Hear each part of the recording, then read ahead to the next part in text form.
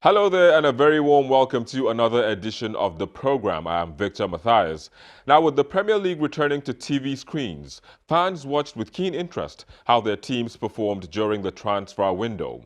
While some clubs worked with a tight budget, some had deep pockets to sign players they have been keeping tabs on. On this edition of the program, we will examine how clubs fared during the transfer period and how satisfied and expectant fans are as the new season commences. But before we get to that, let's see what made the trends in the past week.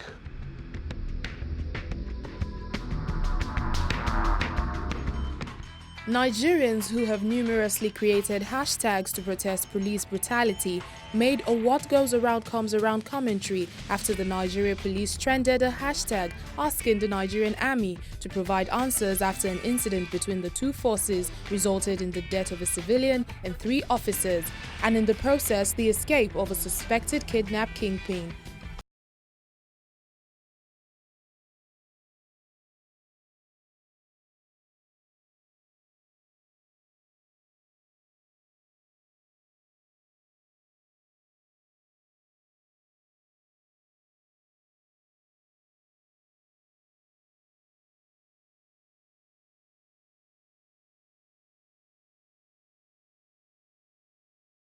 What has now been termed as the world's most watched drama series returns to the screens with its usual surprises, intrigues, new signings and expectations from fans and club board members. For the first time, the virtual assistant referee was introduced in the English Premier League.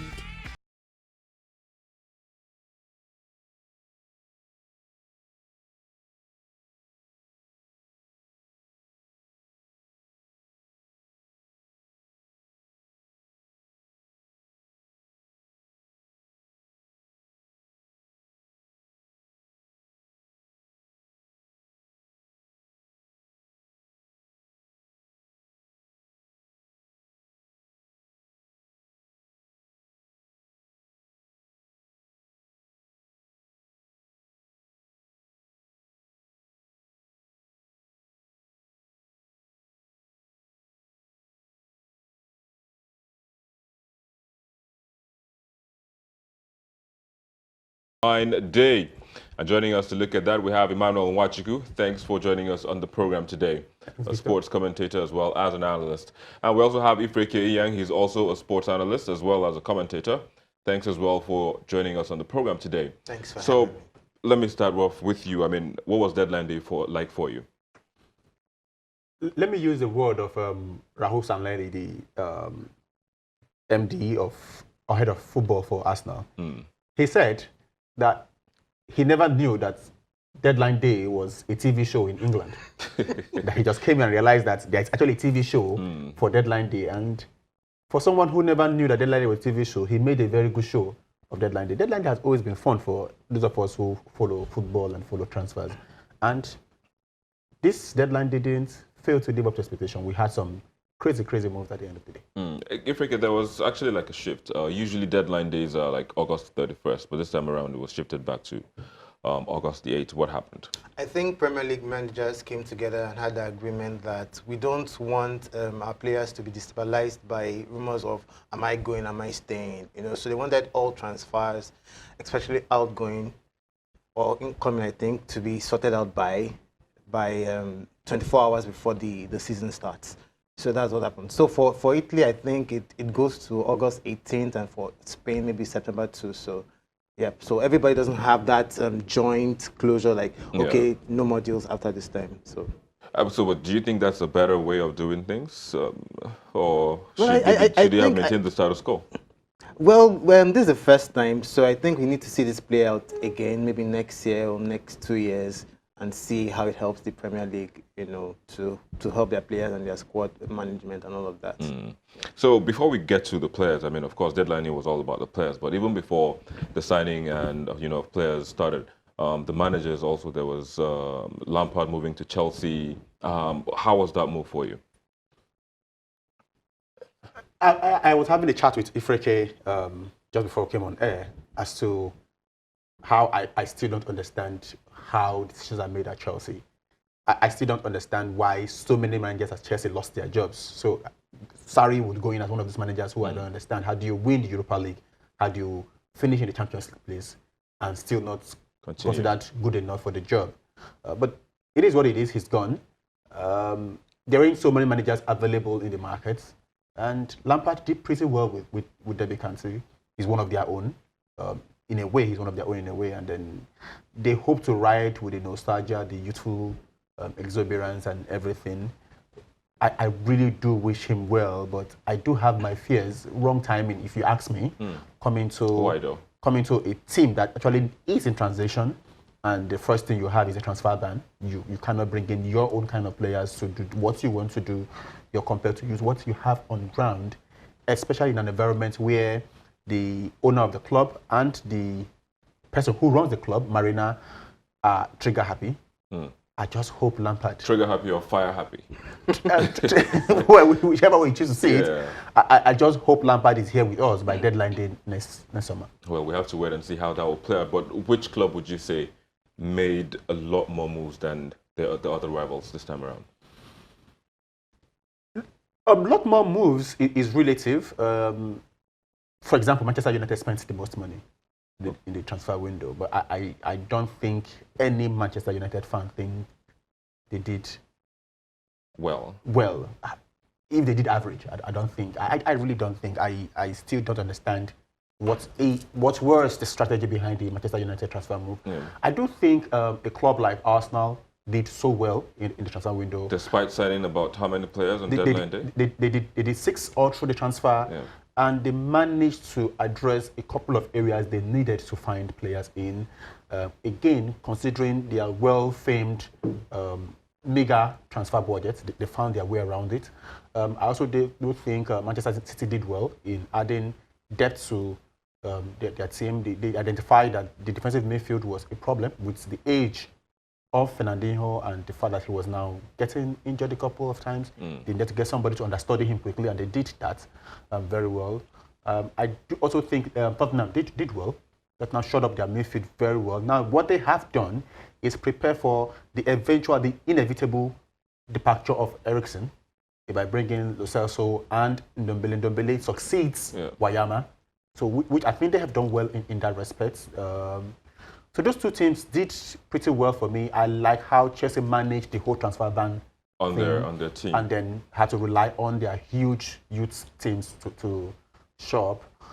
I am keen to see how Everton manages the whole transfer glut they did. But I think it's going to be interesting. Let me bring you Frankie. I mean, Man City kind of broke the record for a defender, like world record fee for a defender. You know, bringing in I think Cancelo. Of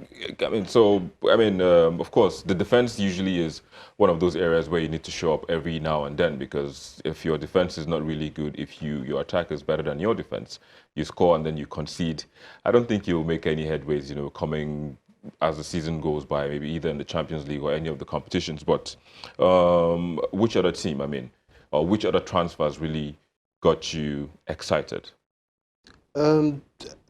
I want to talk about Arsenal again, because before the transfer market started, they said we had that was the gist, that we had 45 million, yeah.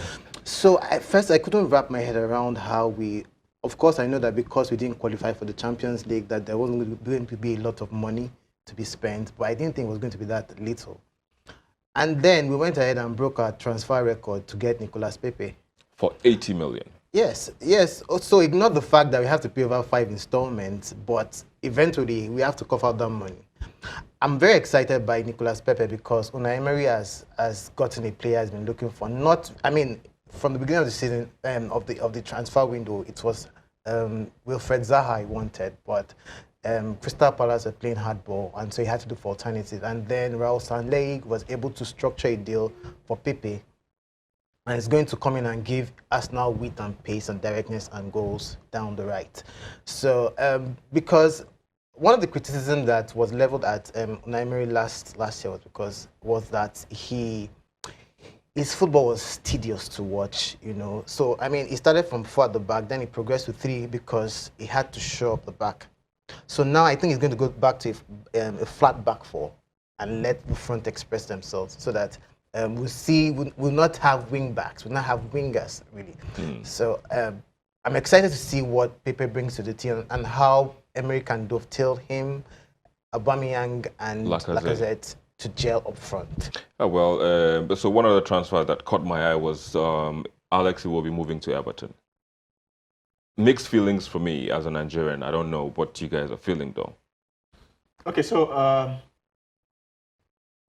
of course, as a Nigerian, again, in our conversation at the back, we did talk about as a Nigerian and any Arsenal fan, there will be huge mixed feelings.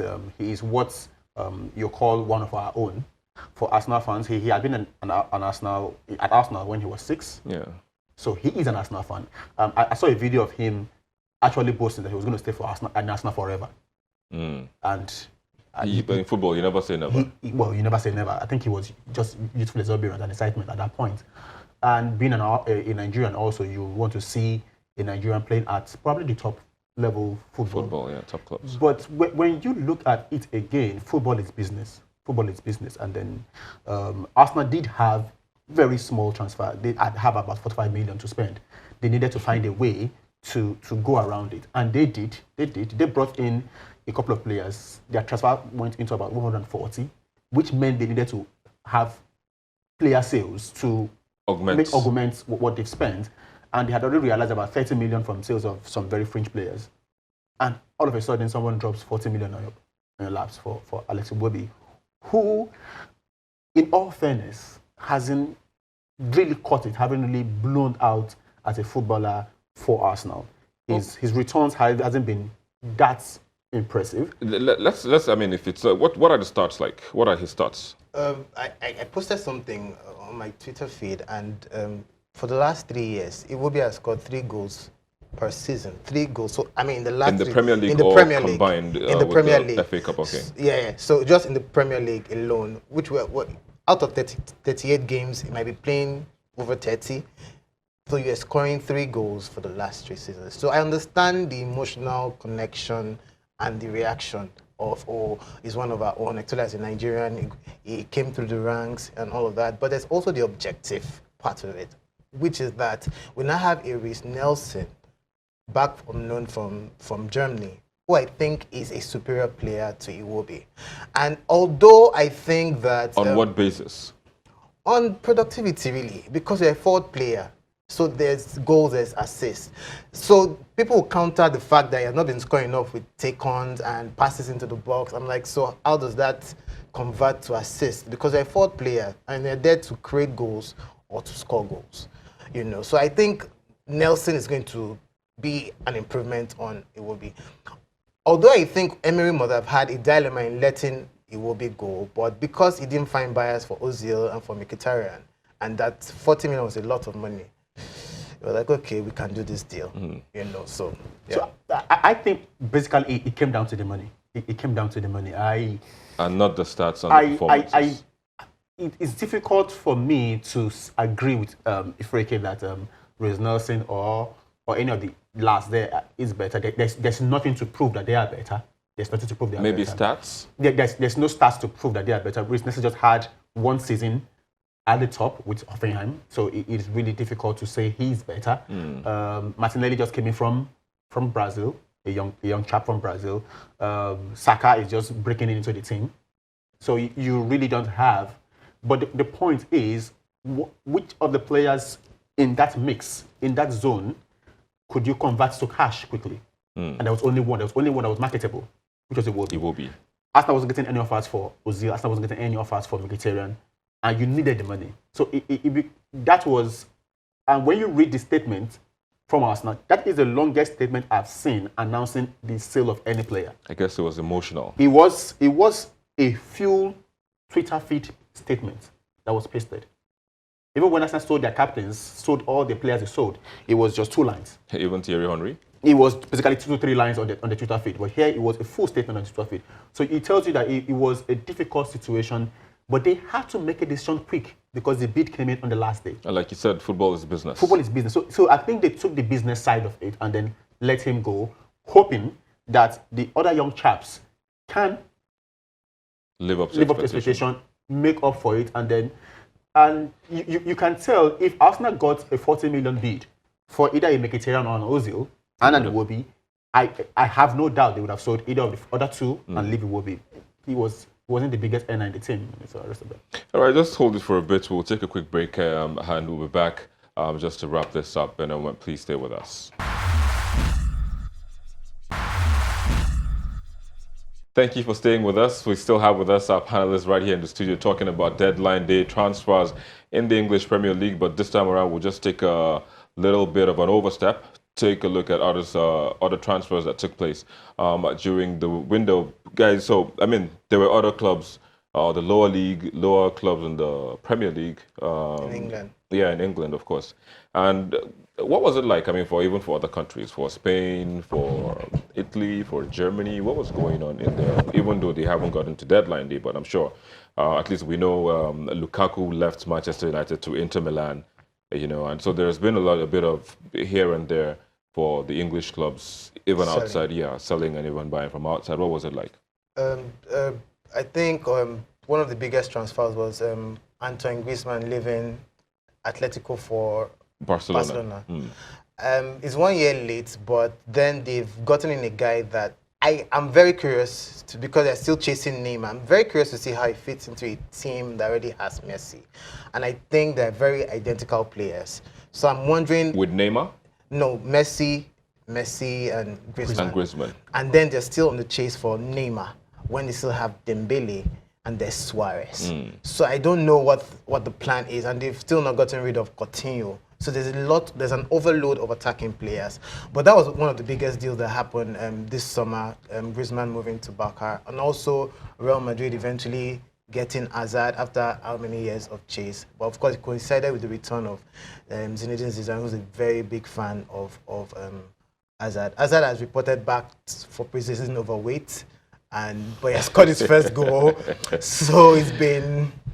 But I trust he will do well, and I trust he will do well. I trust he'll do well at Real Madrid. So I'm interested to see. I mean, so basically, El Clasico will have a new look to it with these guys on the opposite side. So I mean, they tout Pepe to be the new Henry. I mean, I know there's only one King Henry, but do you think he would live up to that expectation? He has everything, and he's a very young player, and he has had 2 good seasons already in France. So it's for him to make the transition and find the next level and deliver at Arsenal. I think he has everything it takes to. I mean, I'm not a big fan of saying this is the new Thierry Henry, this is the new, but I think he will come into his own and show, everything, maximize his potential at the Emirates. Dybala couldn't make it to Manchester United. I mean, Juventus still held onto their, say, big player. Again, I was just going to take it from where Frankie stopped. The FFP is tightening its grip on a couple of the big teams.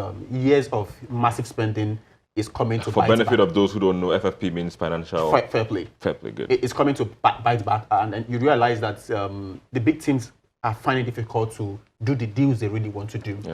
Real Madrid needed a total overhaul of the team, but they cannot go beyond Jovic and Hazard. They want Pogba, but they can't afford Pogba. They need to find buyers for their players. They're struggling to find buyers for a couple of their players. PSG really wants to sell Neymar. They really do want to sell Neymar. But the question is, how many people can afford Neymar?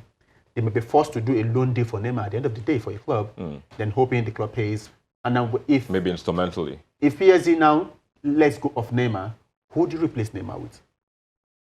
That's another big question there is to ask, probably a Dybala. And well, they have about 2 weeks to go. So I think that deal will happen. Neymar leaving to either Real Madrid or Barcelona, and Dybala coming in to PSG. I also see.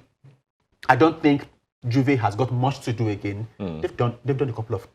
I don't know how those guys pull out those kind of free transfers. I don't know how they pull out those deals, free transfers.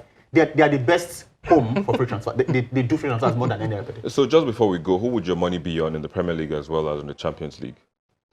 Easy. Premier League, Manchester City will win Premier League again easily. What of the Champions League? Seems it's hard for you to call. What's your call?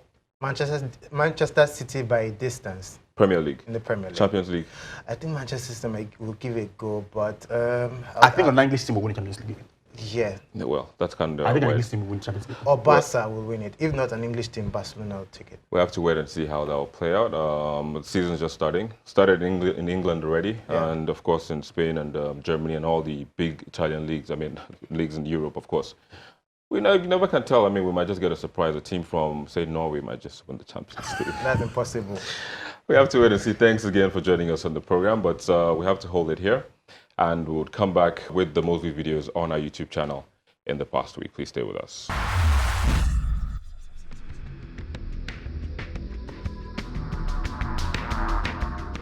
In the power sector, for instance, we set out to achieve initially incremental power with a midterm goal of steady power and ultimately uninterrupted power. This week's video begins with the grilling of a former Minister of Power, Works and Housing, Babatunde Fashola, by the Nigerian Senate after his nomination as a returning officer. About the LMA Port Harcourt Road and perhaps Lagos-Ibadan. The common problem between them was always funding. At the time until tomorrow, I don't think Nigeria will ever run out of naira. I think just to emphasize that there is still hope that those projects will be done, but perhaps the business model may have to be looked at again. Because as I said, if you have authorized government to get out of power, why should government be the one buying the power? We are all Zakzaki! We are all Zakzaki! We are all Zakzaki! It is followed by the dispersed protest of members of the Islamic Movement of Nigeria by security operatives in Abuja.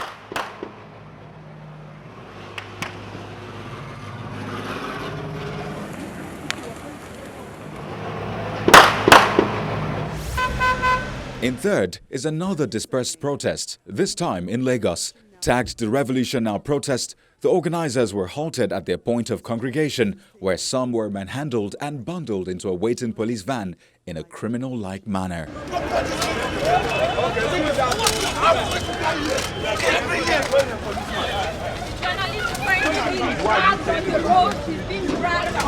Take him there. Enjoy yourself.